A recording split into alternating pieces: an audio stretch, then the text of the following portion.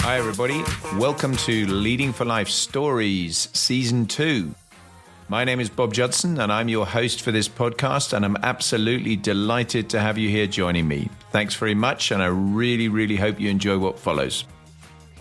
So this week, I've got a real treat for you, and we're doing something a little bit different. As those of you who are regular listeners will know, generally my guest interviews are very much talking about their personal journeys and leadership. But I also do thematic podcasts on a range of different topics. And this time I'm effectively doing a guest interview on a thematic issue. And that thematic issue is very much focused around artificial intelligence. And I'm really privileged to have had the chance to do an interview with Steve Brown, who by any measure is a leading expert on generative AI, autonomous AI assistance, digital transformation, the future of work, and how advances in AI will shape the future of education, business, and society. He's got decades of experience in AI and high tech to advise companies on winning AI transformation strategies, and he speaks on the future of AI globally. He's delivered keynotes in over 60 cities around the world, spanning 15 countries and 6 continents. He's had 25 years at Intel and co-founded a Web3 company, the Provenance Chain Network. And he's also worked at DeepMind, Google's AI research lab in London, and is now an advisor to a revolutionary AI company, Energetic AI.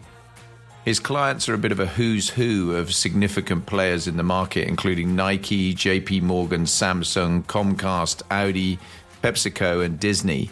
He's featured on CNN, BBC, Bloomberg, Forbes, and the Wall Street Journal, and he's written books on this topic as well.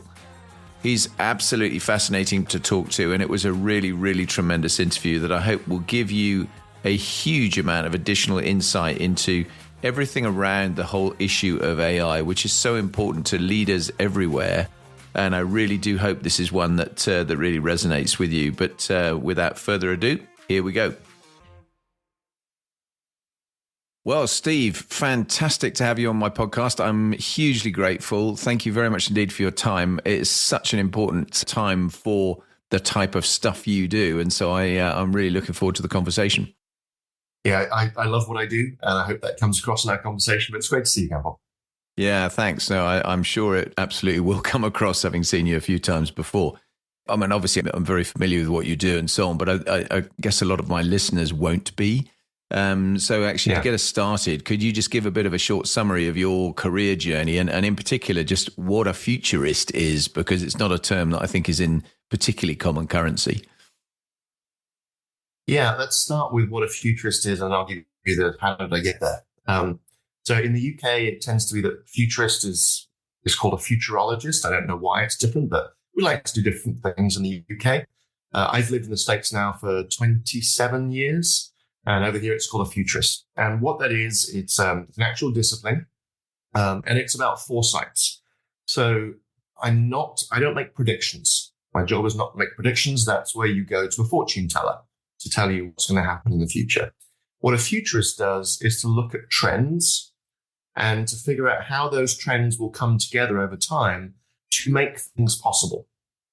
So I look at, of course, technology trends. I have a technology background. I worked at Intel. I worked at DeepMind. We'll come to that in a moment.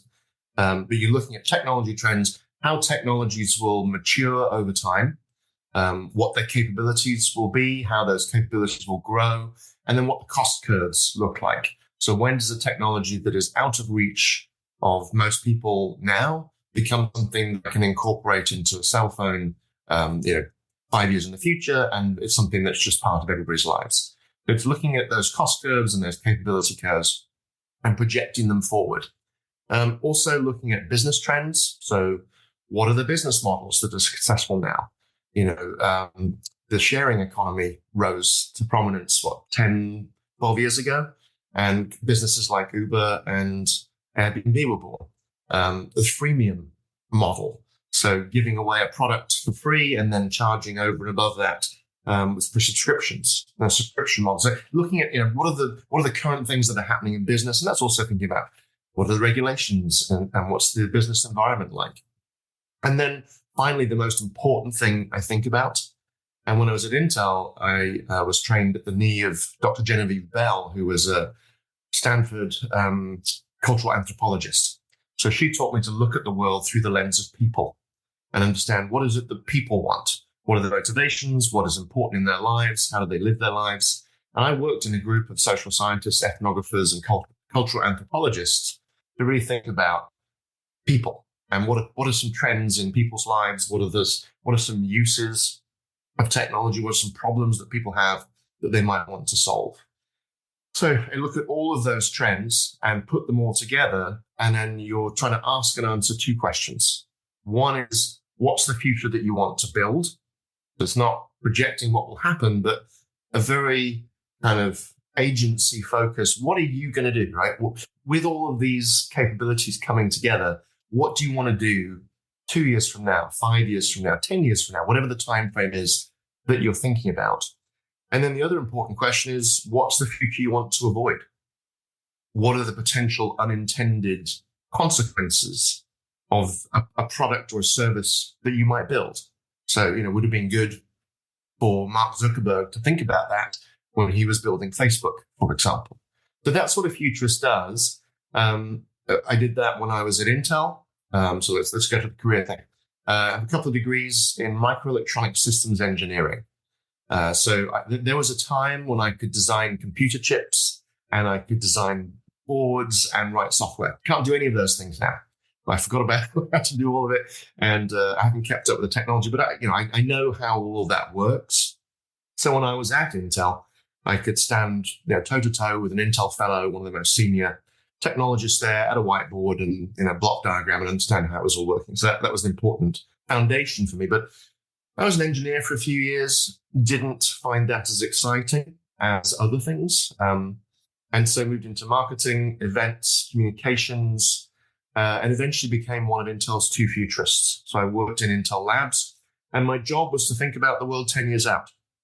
At the time, designing a chip for Intel took about 7 years, from initial idea to rolling off the production line in hundreds of millions of units. And so we had to get out ahead of that and model the world 10 years out. So thinking about those technology trends, business trends, and so on. And then when I'd had enough of Intel after 27 years, I had a wonderful experience there, a wonderful set of career opportunities. I took some time to myself, so I became an independent futurist. And I still do that to this day. So I speak and I consult on the future and help businesses to think through how technology will create new possibilities for them in the future. And then more recently, I got headhunted by DeepMind. DeepMind, for those of you who don't know the company, that's Google's AI research company based in London. So I moved to London with my wife for 18 months. I worked for DeepMind, and I had a couple of positions there. They brought me over to lead their communications, marketing, and public affairs team it was a senior director position, which at DeepMind, I was told that's the equivalent of a VP position at Google. So that's my leadership bona fides. And then I was having such a great time, and they seemed to like me, so I stayed on another 6 months, and I was their in-house futurist. So helping think through the future of a super secret technology that I can't talk about. But it was a very exciting project. It was one of the most fulfilling things I've ever done to think through that kind of stuff. So I'm now back in the States. I returned in February of last year, and I'm back to speaking, consulting, and I was also advising an AI startup on how to think through their go-to-market plan. So that's me. That's what I do. And lately, I've pivoted to focusing 100% on AI. I've always talked about and thought about AI as a component of what I do, but it is apparent to me that it's so important, and we can talk about why that is, that I now do 100% focus on AI and how it will transform business and society and everything else. Yeah, that's absolutely fascinating, and such a great summary of the kind of futurologist piece as well, because I think it is not necessarily obviously understood by lots of people. It's interesting, and just to dive back into that a little bit on, you don't make predictions, yet I'm guessing from what you described at Intel, you must be perilously close to becoming a fortune teller on that score, because they're clearly making big money business decisions and hedging on what the future actually is going to look like. And they're basing that on the advice they're getting from people like you, right? Yes, but you're making bets based on your intention. It's not, the future isn't something that happens to us. The future is something that humans build together. And so it's about having the intention to decide what is it that we are going to build. And yeah, you have to place some bets on that. And if you're Intel, that means you're building $15 billion fabrication plants, multiple of them. So, you're making some pretty big financial bets, but those bets are going to pay off over a 7 to 10 year period. So yeah, you do have to make predictions. Yeah. And I guess that's exactly what Kodak, Blockbuster, etc. didn't do, right? They didn't actually look at where the trends were going and what was likely to happen, and their business model collapsed as a result. Blockbuster had the opportunity to buy Netflix and declined. And Kodak had the very first patent for a digital camera, but decided not to pursue it. I know, staggering, isn't it? I've always smiled actually at the J.K. Rowling thing where a number of publishers turned down Harry Potter. And I've always thought, well, the individuals that actually made those decisions must be ruining that now. But there you go. No, I mean, on a personal level, your story is also very interesting. And what I typically do on these podcasts is talk about a lot of people, sort of your personal leadership journey. And as we talked about pre the interview, in your case, actually, it probably makes a lot more sense to help shape other leaders thinking about stuff you're deeply involved in on AI. And I'm very grateful for your kind of willingness to do that. So we'll definitely get to that in a sec. But just before we do, I'm really interested in the kind of early motivations piece, and what was it that set you on the path, as it were, and how did you prepare yourself for the start of your career as it now is? I suppose it started in a computer lab, in a lab at Loughborough University. My dad was a physics lecturer at Loughborough University in the 70s. And my mum at the time was doing a degree as a mature student in social psychology.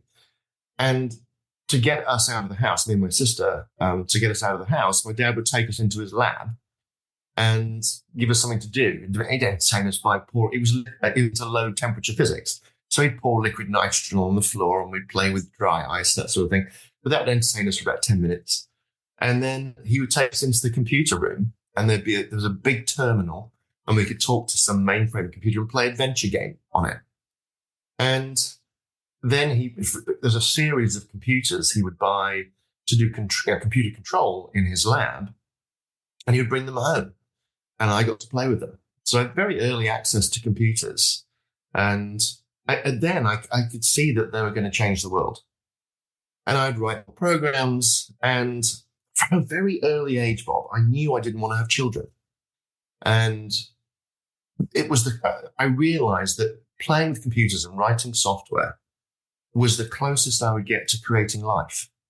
I suppose I've always been fascinated with the idea of artificial intelligence from a very young age. So that's what got me started. I was fascinated by computers. I was watching the evolution of them, I suppose. I was a little young futurist as well then. And I could see that they were going to change the world. And so I thought, well, okay, if I want to pursue that as a career path, I have to learn how they work and how to build them. And so that's why I went and did a couple of engineering degrees. It took me a while to realize, actually, I don't know. I don't need to know how to build them. There's other ways to participate in that world. And that's when I moved into sort of more marketing, sales, communications, events, and so on. But so that's what got me started, was that very, very early exposure to computers and realizing they were going to change everything. Yeah, you must have been in very much at the beginning, looking at that time frame. I mean, I can remember the first computer I had was a Commodore Amiga. Oh yeah. And when I was in the Air Force at that stage, I was always a bit of a sort of, nothing on your level, but a bit of a techno geek, and I loved having kind of the stuff that was out there, and just the price point alone of computers in those days was just extraordinary. Of course, and I can remember I was on a squadron where I was the only one that had a 486 computer. The MOD didn't have any. Yeah. And yet when I look at it now and look at the kind of technology that was in that and the size of the screen and the kind of capability in terms of memory, it was just extraordinarily poor. I mean, we had flying the Jaguar, which obviously I spent a long time flying. We started out with an 8K computer. That was the total memory the thing had. And it was actually extraordinary how in those days, and I think they've got a bit, you'll have a view on this, I'm sure, software engineers have got a bit lazier now because they've got so much more capacity to play with huge amounts of memory. But they were incredibly efficient in what they packed into a remarkably small amount of memory.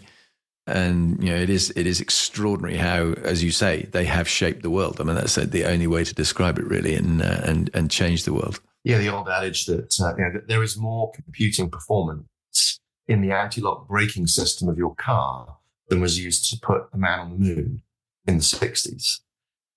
Play that forward. There's more computing performance in my Apple Watch than there was in the fastest supercomputer on the planet in the mid-90s. The water-cooled Cray 2, which filled a room, is now, multiple times more performance in my Apple Watch. It's just phenomenal what Moore's Law has given us. It is absolutely crazy. I bought, when I had my Commodore Amiga, I bought a hard disk for it when it was a hard disk came out, and it was this, I suppose the nearest analogy, it was about the size of a house brick, probably slightly bigger than a house brick, and it's slotted onto the side, and it was 20 megabytes of hard disk storage, which is just nuts when you look at SD cards or micro SD cards these days that have got terabytes actually nowadays, aren't there, that you can get. Extraordinary. Yeah. Back just before we move on to the kind of more into the AI piece, but if you were looking backwards from where you are now, so the opposite of being a futurist, and you were talking to school age Steve, what would you actually be saying to him on the back of everything you've done thus far? There's lots of directions you could take that question. I probably wish I'd been more confident as a kid. I probably given myself, go for it more. But let's do it a different way. If I was that age now, what would I tell myself? How would I prepare myself for today's environment? It's probably a more useful question to tackle, because whether people listening are parents or grandparents or younger and just tuning in and thinking about what they're going to do with their careers and their lives, things are going to change so rapidly in the next 20 years. My guess is we'll see more change driven by technology in the next 20 years than certainly the last 50, perhaps the last 100. And that's a huge thing to say, but that's kind of what we're looking at. And so, for a young Steve, who was, maybe popping out of school at age 18 now, I would counsel them that the world is going to change, that they need to be constantly curious, super agile, willing to learn and change themselves. I don't think there's such a thing as one career anymore. I don't think people will have to retrain themselves multiple times in their careers. So I would tell myself to be, agile, prepared to be, willing to change and flexible, and to have grit and determination and not to give up, and to double down on the things that make you human. Machines are going to become an ever increasing part of our lives.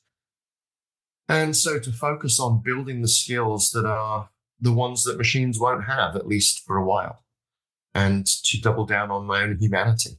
And because those are the things that will differentiate me in the marketplace and make me successful and fulfilled in my life. So that's probably the best thing I can think of for a young Steve Brown growing up today. It's a really great answer and a very helpful one, I think, actually, because as you say, it is. The question is framed around what does it actually mean if you for people currently at that age, and I think it is a really challenging age for people these days. I mean, I'm quite glad I'm not a kid growing up at the moment, if I'm honest. I think there are just so many challenges that that are out there that we could massively digress going down social media and all those sorts of things that are that I didn't have to deal with when I was young, and I'm extremely glad of it, to be honest. The biggest question for them will be: will there be a labour market for their entire working lives? The answer probably no. Yeah, absolutely. And doubtless we will come a bit more into that, I think, because you're right. I mean, that segues neatly into the AI discussion, I think. And I mean, I think it is an area you've alluded to it, you're majoring on it now. So you're one of the people that really does get it and really understands it, warts and all, I think. But it is an area that's talked about an awful lot, certainly on this side of the Atlantic. And I think generally, globally these days, but often it's quite poorly understood. And it's quite binary. It's either a brilliant thing that's going to save the world, or it's a terrible thing that's going to destroy the world. I'd just be really interested in your take on it in general terms. We'll get to some more specific stuff in a minute around leadership and so on for it. But your predictions for the impact it's going to have. Well, predictions aren't something I do. For my comments, not a fortune teller. Oh, sorry. Yeah. We'll avoid the fortune teller thing. Yeah, all right. So your expectations of the direction of travel. Yeah, it's more what might happen, right? It's about possibilities more than predictions. It's prediction adjacent, I suppose. But I'm not saying these things will happen, but they may trend in that direction. So, I suppose we start with the question: is AI good or bad? If you want to get that stark, I think the answer is yes. Both, because any powerful technology can be used for good or bad. The technology itself is benign, but it's how it gets used by humans that matters. And that leads you to these, doom scenarios, or what I would call the zoom scenario, which is, humanity zooms forward. The challenges with AI are that it scales. It's a very powerful scaling technology that allows us to scale what we do. And that could be boosting our productivity in the workplace, or it could be making a Russian troll farm way more successful at pumping out misinformation and disinformation, right? One is a good thing. The other is a very bad thing. And I think both are going to happen. And so, we need to, as a society, figure out how do we minimize the damage from this very powerful technology? What are ways that we can use AI to curtail the effects, the negative effects of AI? And what are ways that we can really amplify the positive benefits of AI? Breakthroughs in medical research, discovering new materials, potentially boosting the quality of education, healthcare provision, and so on. So it's going to be a bit of an arms race, and we need to know that going into it. But I think, is it good or bad? The answer is yes, it's both. And we're going to have to be very mindful about how we read the bad side of things. That's the futurist two questions, right? What's the future we want to build? And what's the future we want to avoid?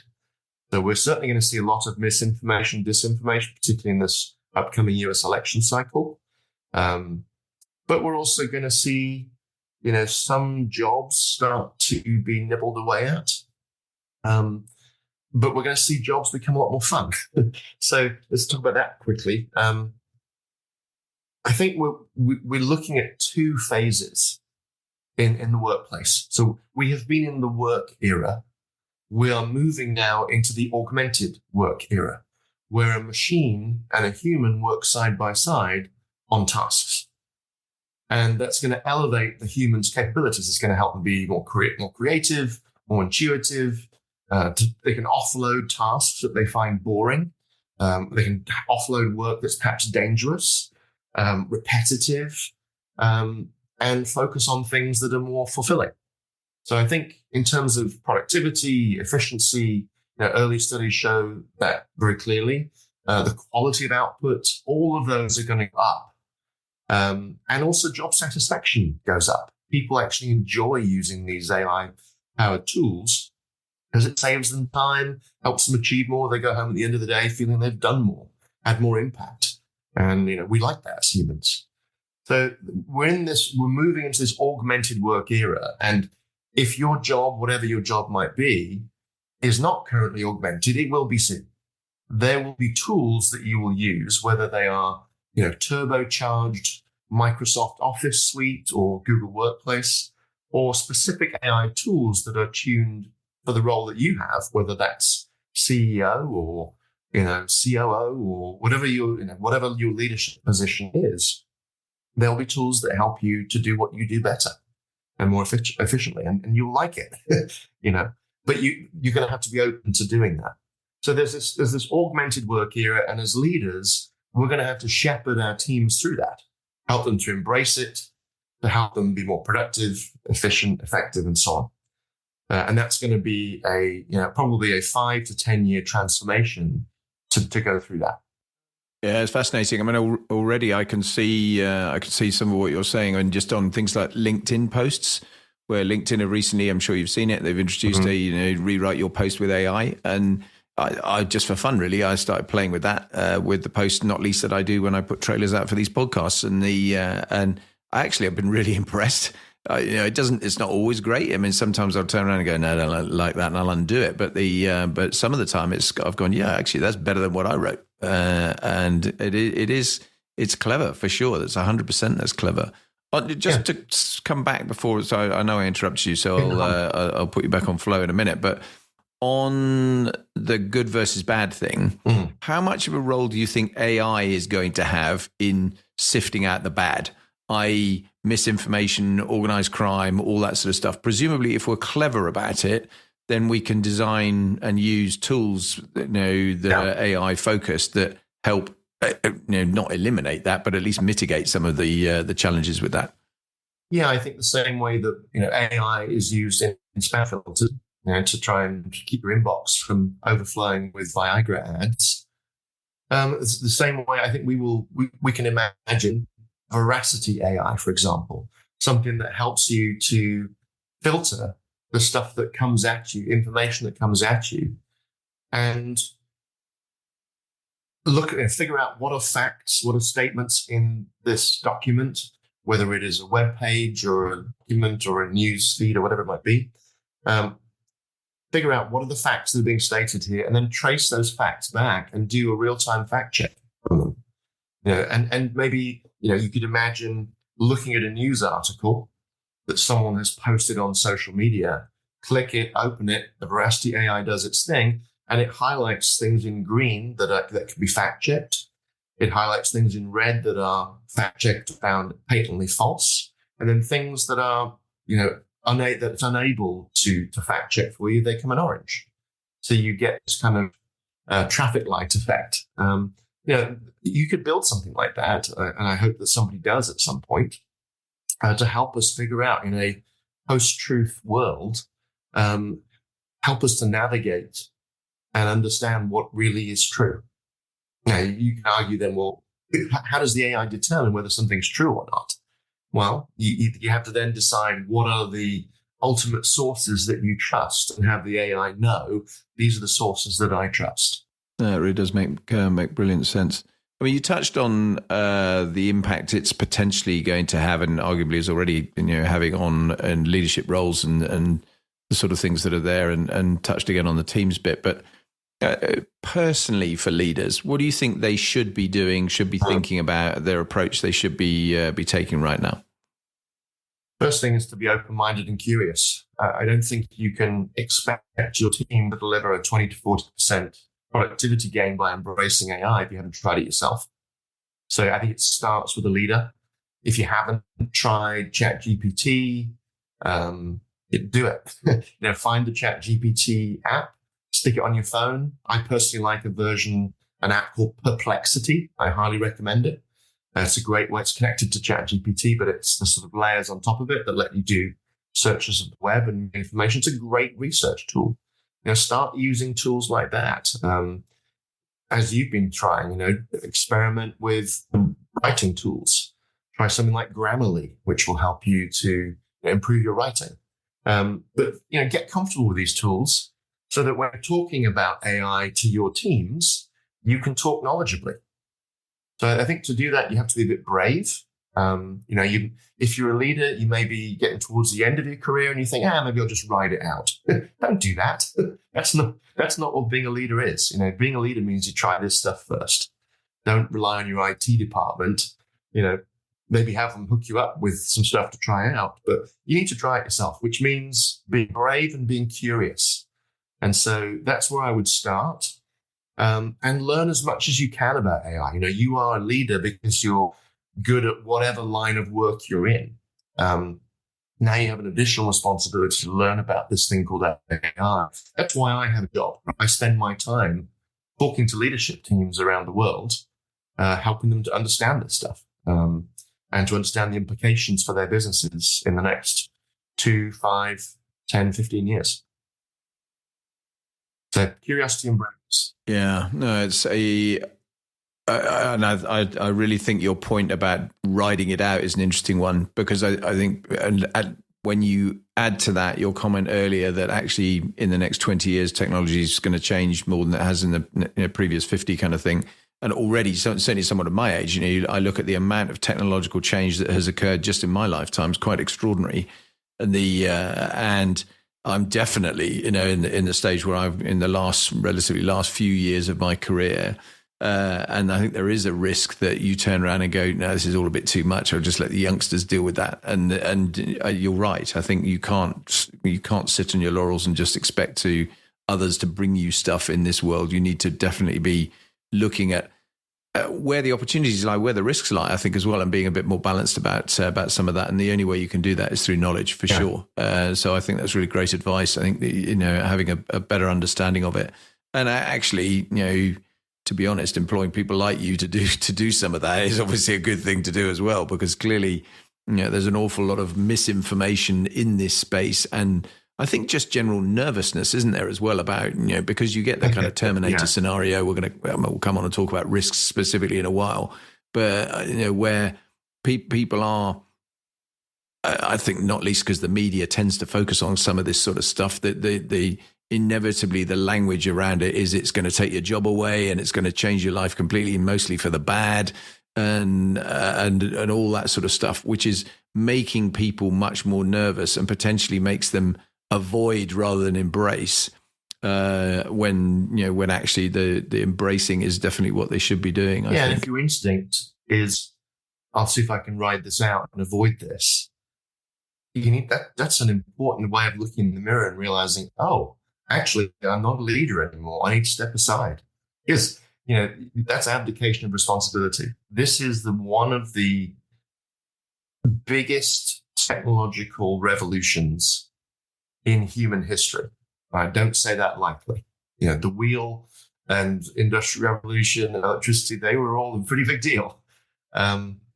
This is huge. And as a leader, if you're not grabbing hold of it, learning everything you can about it, driving your teams to embrace it at pace, then you have abdicated your responsibilities as a leader.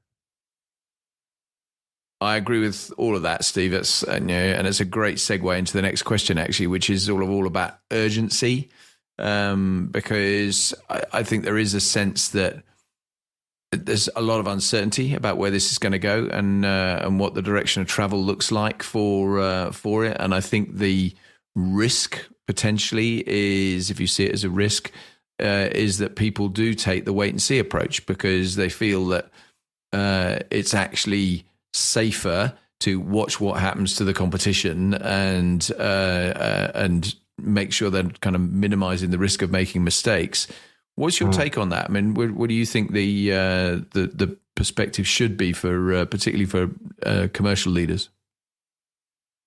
I understand the risk aversion. That's part of what being a leader is to assess the risks and act responsibly. I mean, you're a leader for the organization and you need to keep them safe.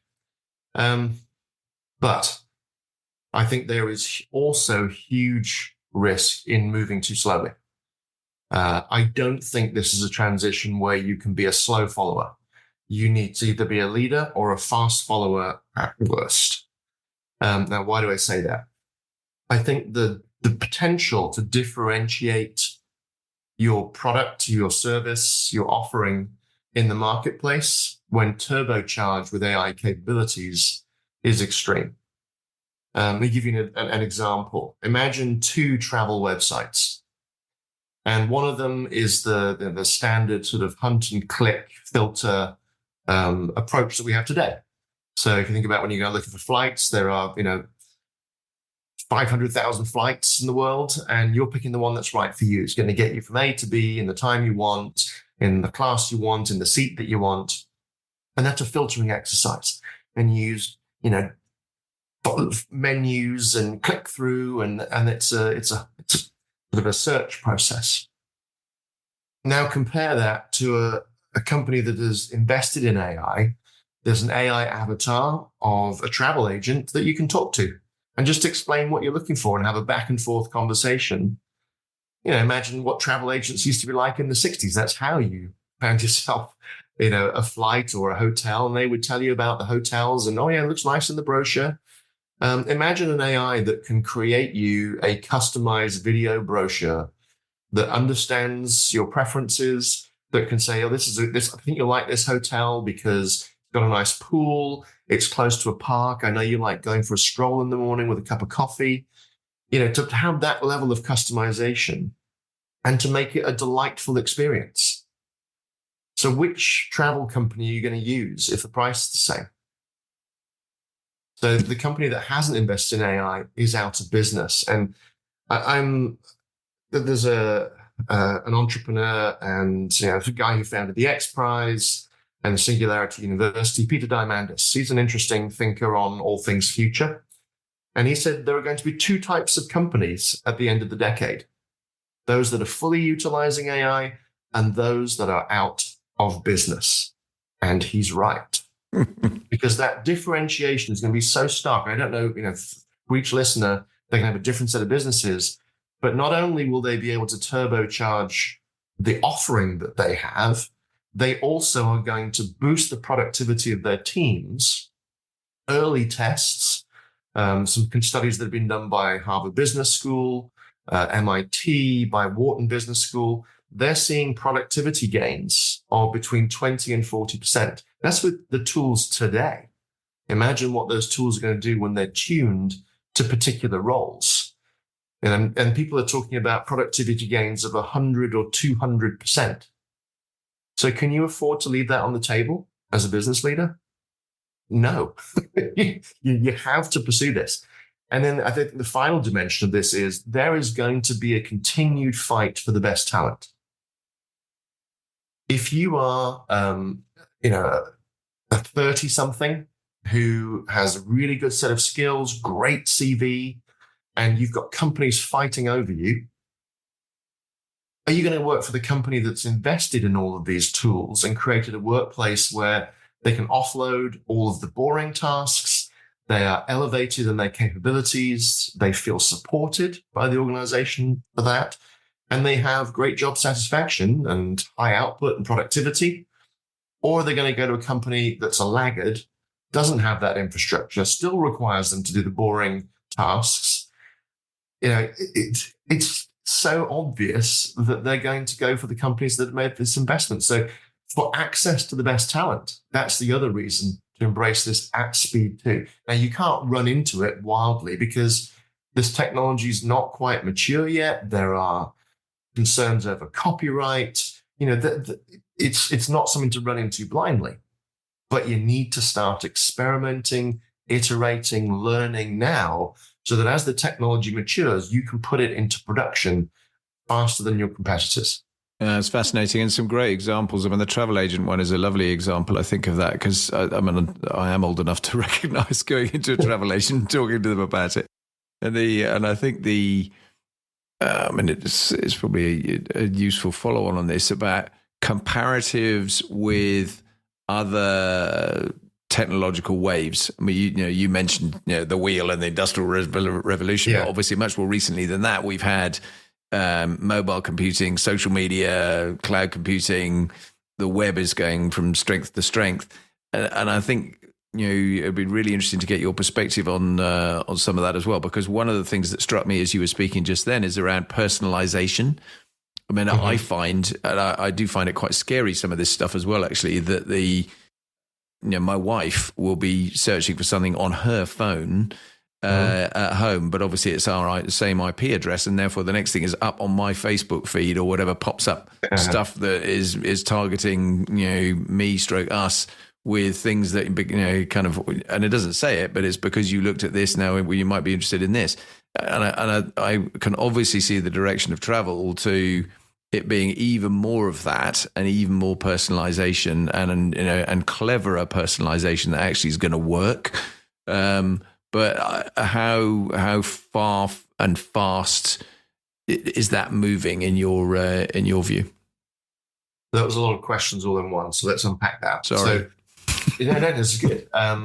It's a good challenge. I like it. So let's start with the first one. So how does this stack up in the grand scheme of things?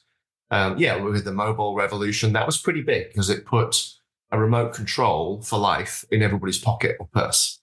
So, that was a big change. Location-based services, Uber rose on the back of that, and other sort of location-based services. So that was a pretty big deal. It was a big advance forward, and it put the internet into the hands of 4 to 5 billion people on the planet. That's a big deal.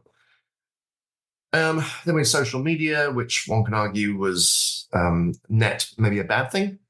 But it's also been great for connecting old friends and staying in touch with your family. I live 5,000 miles from my family, so, and a lot of my old friends, so it's been great for that. But it's a medium one.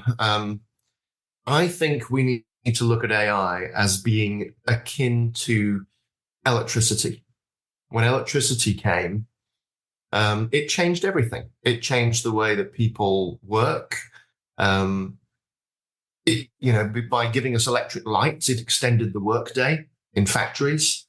Through washing machines, it empowered women, because back then the work of washing clothes was largely the work of women, and that would take them a long time. And then washing machines kind of helped to reduce that time and help them to participate in the workplace more effectively. So there's these huge knock-on effects you get from a very powerful generalizable technology.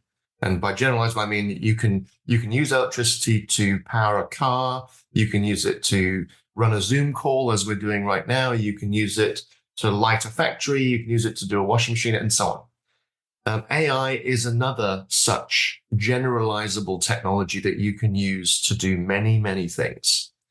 So I think the same way that we had the electric era, the electric revolution, we are moving into the intelligence era. And we are going to have, what defines an era is that the cost of that thing comes down towards zero quite rapidly, such that it's very affordable. So imagine not very long from now, powerful intelligence being available for close to zero cost anywhere you want it. What will people do with that? What problems will they solve? What new capabilities will they build? I think it's going to change every part of business. It's going to transform education. You'll be able to put a personal tutor in everybody's pocket. Anything you want to learn, you'll be able to learn from your AI tutor. And that's not just for kids, but for adults too. You'll be able to learn anything you want. And I think it's going to revolutionize healthcare. It's just going to be such a profound effect. It is going to transform society in a way that's even bigger than the coming of electricity. So that's how I put it in the grand scheme of things. Now, you then went on to ask, well, personalization, is this going to turbocharge personalization? Absolutely. And in both good ways and bad ways. On the misinformation, disinformation, you will have social media, spam mail, things that target you and your political leanings and the way you see the world, and that are targeted to radicalize you even more. So that's the downside.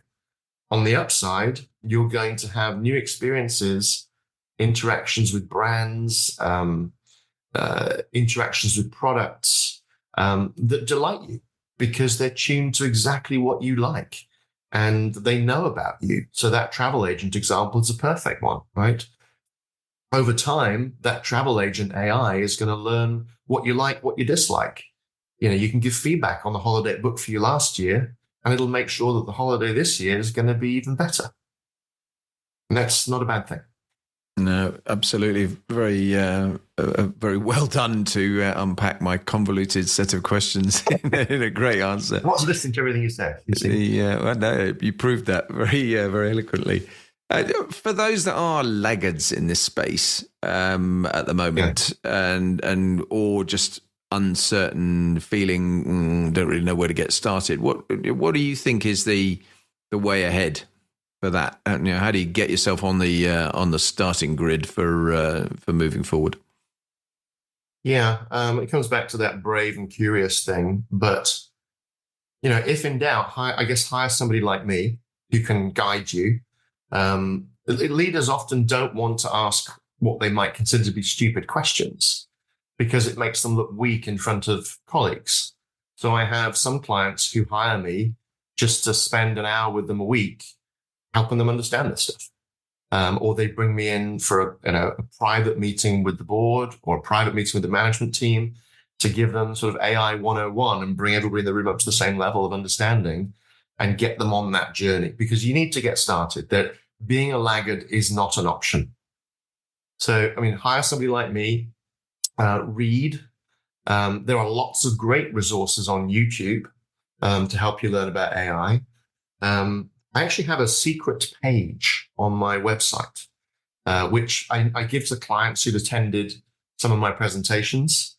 And I'll share it with your audience now so they can check it out. It's got lots of resources, sort of interesting news article links up there. There's learning resources for, newsletters you can sign up for that are about AI, or video series on YouTube you can watch. There's a bunch of videos up there of kind of demos of AI, and people find it useful. So I'll share the URL. It's stevebrownfuturist.com/cool, COOL. So a set of cool resources that you can check out. And you can't find that by just going to my website. You have to type that whole URL in, and that'll take you to the secret hidden page. And so that's a good way to get you started as well. But really it comes down to, you need to set the tone in your organization, set a sense of urgency. So build a culture of curiosity and urgency combined. Help people to not feel afraid about this, and position this clearly to your employees as this is a way to make your lives easier. It's a way to elevate your capabilities, to offload the kind of work that you don't like doing, and to improve your job satisfaction. And that be part of the mindset going into it. This is not about replacing people. This is about helping them to do their jobs more effectively, and to make their jobs more enjoyable, and have that mindset and part of the culture, and then get people to start doing pilot projects. And it's probably good to start them internally, use your employees as guinea pigs rather than your customers as this technology is maturing. And I've worked with some organizations, for example, who've created what's called an enterprise intelligence agent. So very often employees, particularly in larger organizations, they have a lot of questions about policies, procedures. Can I take vacation to help or extended period of time out to help an ailing parent? There's all these sort of policy questions. And what they've done is they've taken all of the company's policy documents, put them into what's called a vector database, connected it to a foundational AI. I can help people work all the way through this. And they create a chatbot that lets people and employees ask questions about the company or get information about products, or, and do it in a way where that information is very easy to get, and helps them to be more effective. It's an easy way to start, and to build the practice of how do we take the data that's in our organization and turn it into intelligence. And that's fundamentally what you're trying to do. And it's also a way of capturing expertise in the organization, so that as you get inevitable turnover and people walk out the door, you're not losing their expertise when they leave. The information that they've learned, the sort of corporate knowledge, is now stored in a central intelligence agent that captures that knowledge, that expertise, and keeps it inside the organization for people to leverage. And new employees coming in can then learn from that. Some great answers and advice in there. Thanks very much. I'm very grateful for your secret webpage. I'll put that in the podcast description as well, so that people can find it there if they want to go to that. We didn't specifically talk about this beforehand, but in terms of that preparation and moving into this space, how well do you think the education system's doing with this? I mean, given the pace of change that you're describing and the relative paucity of real expertise, do you think we're setting ourselves up for success with education at particularly at kind of secondary and university level? I think it's spotty based on my personal experience. I've also been hired by universities, by associations of community colleges, and so on, to help them think through this. And they tend to get hung up a bit on, well, people can use ChatGPT to cheat in their exams and write their essays for them. And if they get wrapped around the axle with that, they're not moving forward. What that says is the technology is caught up to the point where they need to start assessing people in different ways. That's what it comes down to. I think generally people don't like writing essays, and I think largely educators don't enjoy reading them and marking them either. So why are we still doing that? There's other ways to test people's knowledge, to test people's abilities to communicate. And so, I encourage people to really think through how to not just make sure that people are trained on how to use this stuff to be productive in the world. The same way, we had to be trained how to use calculators to do maths. We now need to use how to use these tools to get things done. But they also need to look at how do we re-engineer the educational process to take advantage of these very powerful tools. Because if they're not taking advantage of them, ultimately they're going to become irrelevant, unfortunately. Because if you can have an AI tutor in your pocket, let's say 3 years from now, it's probably that close, that can teach you anything you want in an interactive back and forth way. Why are people going to pay for an expensive education other than for certification credibility? Yeah. So, educational establishments really need to rethink the model that they have, because it's the same as the model that was created in the 1850s to move people off the land and into factories and educate them. A tutor standing at the front of a room, people sat at desks, a blackboard. Now it's, maybe PowerPoint presentation, but it's pretty much the same model. How would you reimagine education in an era of AI with all of those new capabilities? So that's another thing that I get hired to do, is to help educational establishments think through that and figure out what might a reimagined education process look like. That's very helpful. And interestingly, on your exam example, I was the first in the days of O levels before GCSEs in the UK. Yes. I was the first year where we were allowed to use calculators instead of slide rules and tables and things. And there was one specific question which was focused around doing exactly that, and you had to say whether you use tables, a slide rule, or a calculator.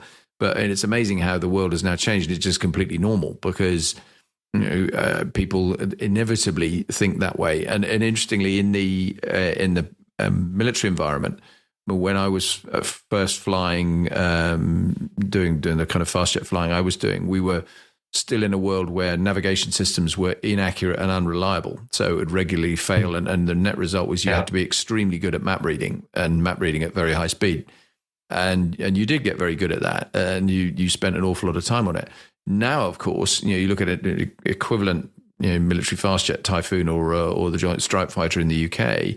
They've got GPS, terrain reference nav system, very sophisticated inertial navigation system that is extremely reliable and extremely accurate, and it's all Kalman filtered. So you get this, extraordinarily accurate nav solution.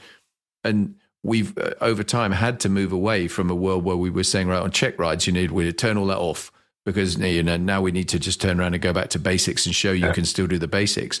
And of course, the reality is, A, you can't turn it off.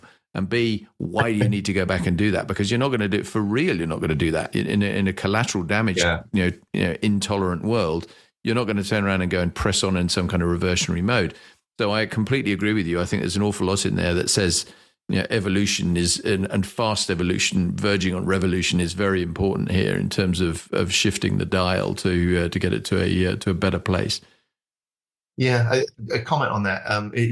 Remember, there was a time when I was told, you need to know how to do this without a calculator, because you're not always going to have a calculator in your back pocket. Well, yes, I do. I can whip out my phone and do a calculation anytime. And I think we are moving very quickly. I already have an AI in my pocket all the time. I can talk to it and ask it questions and get help and research. And that's just going to get more and more powerful. Google Translate's a great example, right? Yeah, exactly. Yep. It's fantastic. But the bigger question is, are we hobbling our abilities as a species by outsourcing more and more to machines? I think your example of GPS is a good one. A lot of people don't know how to find their way around a city anymore. They don't build a map in their own heads of even where there's the place where they live, because they're so reliant. They've outsourced their sense of direction to a phone.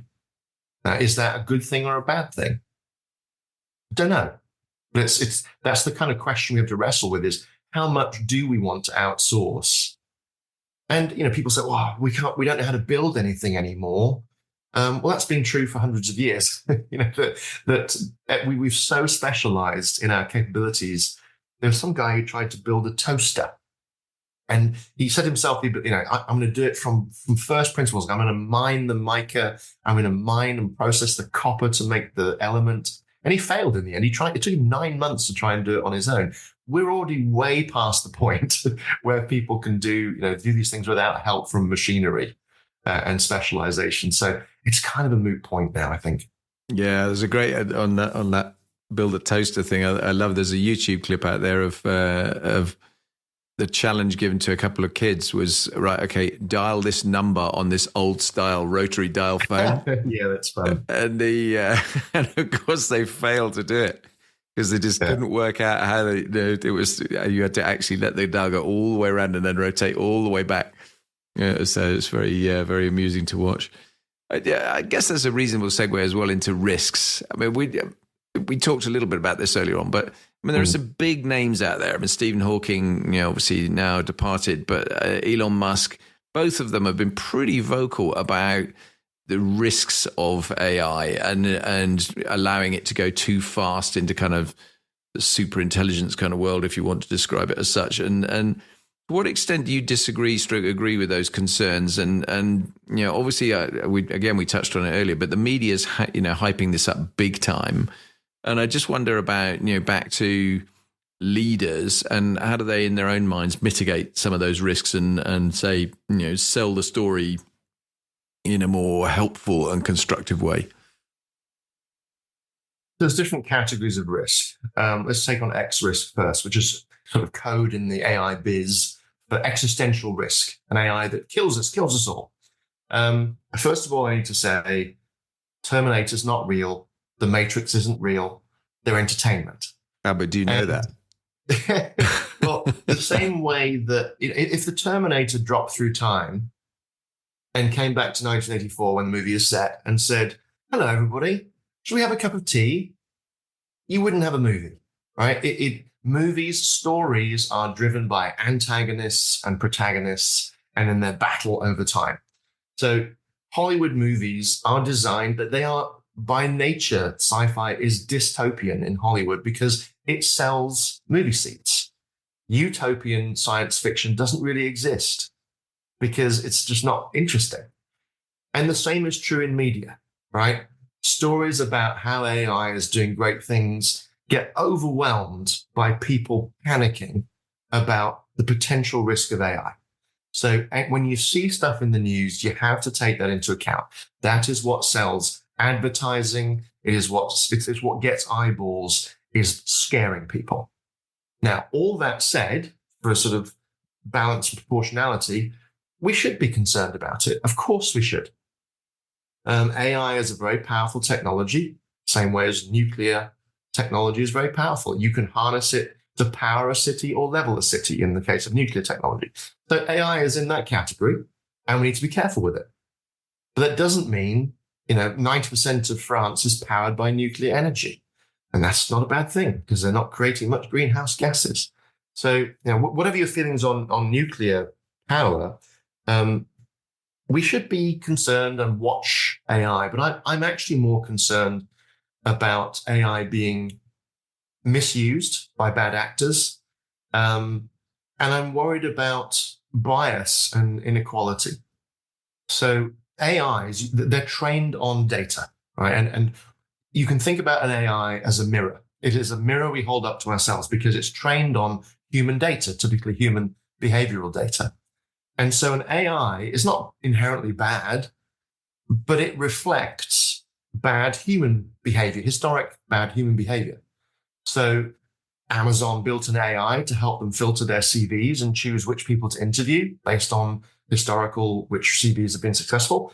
And they found it was biased against women. Now, it wasn't a bad AI. The AI was revealing historic hiring practices at Amazon. And they had to, one, they had to shut down that AI, not use it. And two, they'd have a lot of soul searching about why they had done that in the past and how to eradicate that bias. So when you're training an AI, you need to be mindful about what you're training it with so you don't have a biased AI. I also worry about uneven access to AI. These are very powerful technologies. Does it exacerbate the digital divide? I think we have to worry about that. And yeah, we have to worry about X risk and make sure that these AIs are what's called aligned. That's the term used in the AI business to say an AI that does what we want it to do and what we expect it to do, that it's aligned with our preferences and that it's safe to use. And there's a lot of work, research work going into that field, probably not enough, but it's something that the AI community is incredibly aware of and working on. So when it comes down to it, the way I step back and think about it is, what's more scary to me? Is it a world without AGI or ASI, which is artificial general intelligence, an AI that's as good at doing all things as a human, or ASI, which is super intelligence, which is better at doing things than a human? Am I more worried about a world with AGI and ASI in it? Or am I more worried about a world with AGI and ASI not in it? We've screwed up pretty badly as a species. We've polluted the planet. We are changing the climate to a point where it'll be fine for other species, but probably not for us. A world with AGI in it or ASI in it, we may get breakthroughs in fusion energy, unlimited energy, new materials, tools to help us fix the climate. I'm actually more nervous about a world without AGI in it than one within it, personally. That's a terrific answer. I really like that. I think that's such a good way to kind of wrap off or tie off this AI section, because I think you've offered so many fantastic insights there. It's really really great, and some free resources, and I'm very grateful for that. I've got just a couple of kind of wrap-up questions that I always ask people, or there's three actually that I'd welcome your view on.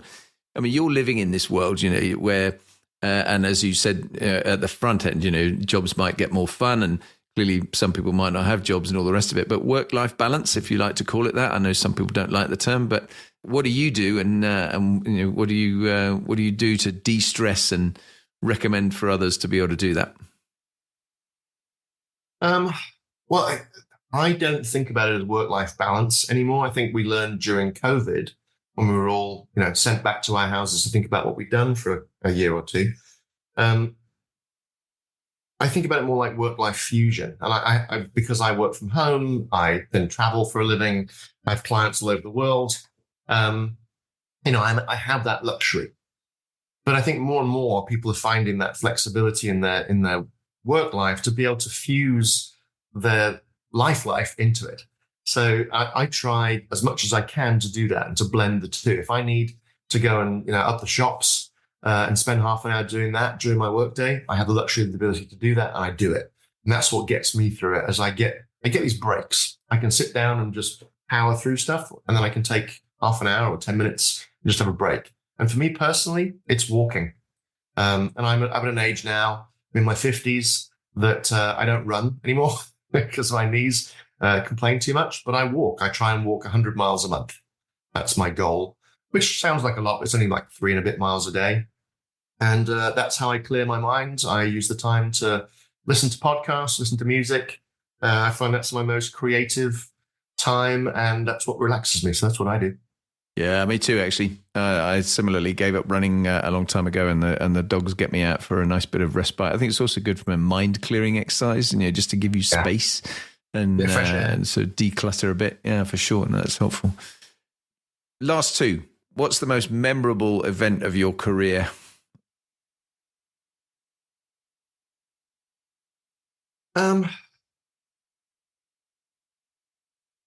Probably when I learned a lesson, and this is going to sound stupid, Bob, but I was an engineer. I started at Intel. I was an engineer for about 3.5 years. And then this guy called Stuart Robinson, who I have very great affection for because he changed the course of my life. He came to me and said, hey, I'm hiring a marketing person for this new product line I have, and I'd like you to apply. And he was very kind, to sit me down and tell me about this job. And I said, oh, no, I'm an engineer. That's not really what I do. I don't know anything about marketing. He went, oh, okay. And to his credit, he then came back a week later and he said, I've been thinking about it. I think you really should apply for this job. What he was telling me was, if you apply for this job, you're going to get it, which is nice. And I said no again. And then he came back a third time and said, look, you really need to apply for this job. And so eventually it was, it was just so stupid. I was probably... You got the hint. Yeah, I was, I don't know, I was 25 at the time. I should have been smarter than that. But I said, okay, I get it now. And so I applied for it, got the job. And it made me realize you always need to be, if someone opens a door in front of you, stick your head through it and have a look. Because you never know what's through there. It might not be for you. But from that moment, not only did it change the course of my career, I went on the business side of Intel rather than the engineering side of Intel, but it changed my attitude. And I always coached the people that I was then a leader to have the same attitude. If somebody opens a door in front of you, at least have a look through it, because you never know, it could change your life for the better. Yeah, that's great advice. I think the similar line I use quite a bit to that is never close doors you don't need to close. Because actually, quite often you might want to come back to that and go and have another look through it. Because if you shut it permanently and welded it, then and walked away angrily from something when you didn't need to, and just upset people in a way that makes it very difficult to row back, then that's not a great place to be either. So no, top tip, really helpful. And a very final one, which I'm almost hesitant to ask you, because I think you're probably the most interesting person I've yet to ask this specific question of. What's the most difficult question you've ever been asked? Which for a futurist is going to be an interesting one. Oh, you mean other than this question? That's really hard to answer. I get asked, because I spend a lot of time thinking about the future. Typically, when people ask me questions about the future, I've already thought about them. I do get some challenging ones sometimes. Which then make me go on a walk and I think about them and come up with an answer. But honestly, as I reflect on it, probably the most difficult question I was ever asked was, which two people in your group do you want to fire? Wow. That was the hardest decision I ever had to make. We were given a headcount target. Intel was downsizing. I was managing a group of, I think, 9 people at the time. Sounds about right. Yeah. 8 to 9 people. It's a small group. And I was told I had to lose 2 heads, and trying to think about, well, how do I approach that? That was probably the toughest question I was ever given, because you have to think about, well, are the people who want to move on? Who are the lower performers? What's the best thing to do for the team versus the individuals? That was a real dilemma. That was the toughest, probably. No, I can completely see that. I think those people challenging ones are often very, very hard to deal with, for sure. So, no, that makes absolute sense. Steve, you have been fantastically generous with your time and your insight. You are a guy that is in demand doing this stuff, and I know lots and lots of companies have not only employed you, but employ your services as an independent. And I think sharing as you have so freely, I'm extremely grateful, because I think it's a really valuable set of resources and advice you've offered to all of the listeners on this, and I'm extremely grateful. Thank you very much indeed. That's it's massively appreciated. Yeah, pleasure. And if I can help anybody, it's what I do for a living, and so you can find me at stevebrown.ai, and that's my website. You can reach out to me through that. I have a book you can You can find, if you want, it's on Amazon. It's called The Innovation Ultimatum. I wrote it in 2019, came out in 2020. Most of it, because it's a 10-year horizon, is still relevant and valid. So that might be a useful set of resources for you as well. So glad to help. It was a real pleasure chatting with you, Bob. This was really a good set of questions. You stretched my brain, and I had a lot of fun. That's fantastic. Thanks ever so much, Steve.